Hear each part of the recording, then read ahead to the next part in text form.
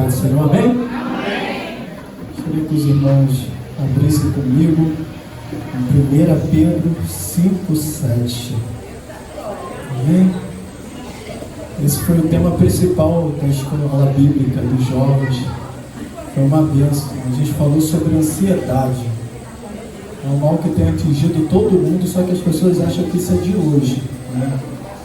Os grandes da Bíblia sofreram ansiedade.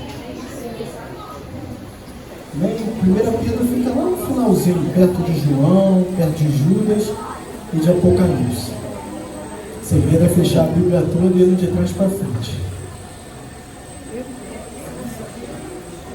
Amém? É 5, versículo 7. Capítulo 5, versículo 7. E esse trecho bíblico é tão pequenininho que eu até recomendo os irmãos a decorar. Toda vez que fica ansioso, lembra desse detalhe. Amém? Todos abriram, gostaria que todos acompanhassem. Amém? Então vou ler. Lancem sobre ele toda a sua ansiedade, porque ele cuida de vocês. Mais uma vez. Lancem sobre ele toda a sua ansiedade, porque ele tem cuidado de vocês. Agora vamos falar na primeira pessoa, porque foi isso que eu ensinei para os jovens. Fala assim comigo: lanço sobre ti toda a minha ansiedade, porque o Senhor tem cuidado de mim. Pode sentar. Aí eu estava sentado ali e eu senti hoje que eu iria falar, que a pastora iria me dar oportunidade. E ela estava falando sobre família, porque a temática do culto hoje é sobre família, e estava falando sobre Natal. E quando ela cantou aquele louvor, o Novo de Deus, me lembrou uma época que eu passei com a minha família em casa, principalmente com a minha avó. A minha avó foi a pessoa que me criou junto com a minha mãe, então eu tenho muito afeto com a minha avó. E toda vez que cantava esse louvor, o Novo de Deus, que a gente estava conversando, que ele não chegou no horário, eu vou lembrar na parte do louvor, que diz assim: vocês lembram? Família pode sonhar, mãe, seu filho vai voltar.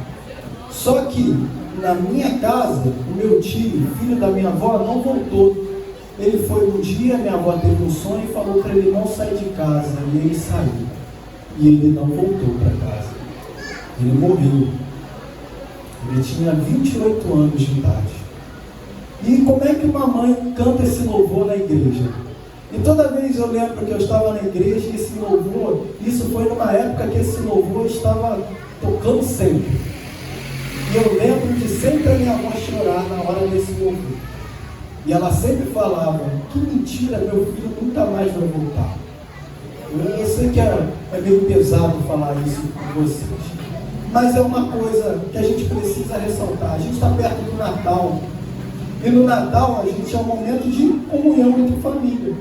Esse é o intuito do Natal, pelo menos é assim que deveria ser. O momento da gente chegar com a família, estar com a família. Por isso que geralmente a gente não faz culto no dia do Natal, só no Ano Novo, porque o Natal a gente entende que é o momento de você com a sua família, amém? Todo mundo entendeu? Só que por muitos anos, e até hoje, o Natal falta alguém. Eu não sei se na tua casa falta alguém, mas o que eu queria dizer é: não deixe por causa de uma briga, por causa de uma confusão, faltar alguém dentro da sua casa nesse Natal. Alguém da sua família. Imagina o quanto que a minha avó não queria estar com o meu tio naquela mesa. E ela não tem.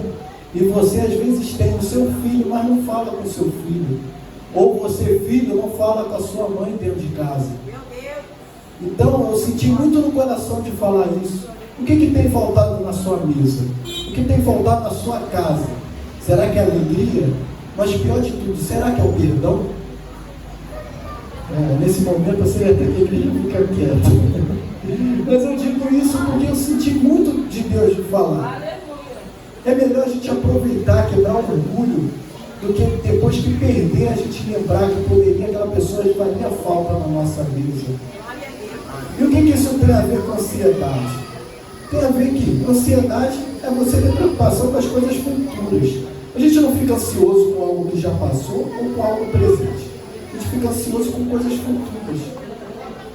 E o que está te causando perder essa paz? O que está faltando para você para ganhar essa paz que vem do Senhor?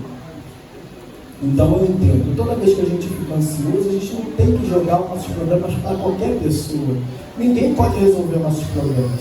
Assim como Davi, quando estava no momento de ansiedade dele, quando Saul estava perseguindo, ele entregou ao pai os seus problemas. E o maior exemplo de alguém que sofreu com ansiedade, num momento específico da vida, alguém sabe, alguém poderia me dizer um exemplo? Tem muitos exemplos. Mas o exemplo principal é de Jesus. Jesus, naquele momento em que ele sabia que ele ia ser crucificado, ele começa a suar sangue. Vocês têm noção de que tamanha ansiedade que ele passou naquele momento? Mas o que Jesus fez? Ele foi até os discípulos falar o que ele estava passando? Não. Ele foi até o Pai. E ele falou assim: Pai, se possível, afasta de mim esse cálice. Mas não foi da vontade do Pai afastar dele o cálice. A vontade do Pai é que naquele momento ele morresse por nós, para que hoje tivéssemos vida eterna. Então qual é a sua preocupação? Qual é a sua ansiedade? É com a sua salvação? É com o perdão? É com o Natal? É com a família? Eu digo para vocês, meus irmãos, entrega a Deus toda a nossa ansiedade, toda a sua ansiedade, porque Ele é o único que cuida de nós todos os dias, é o único que pode resolver qualquer coisa. E eu agradeço a minha oportunidade.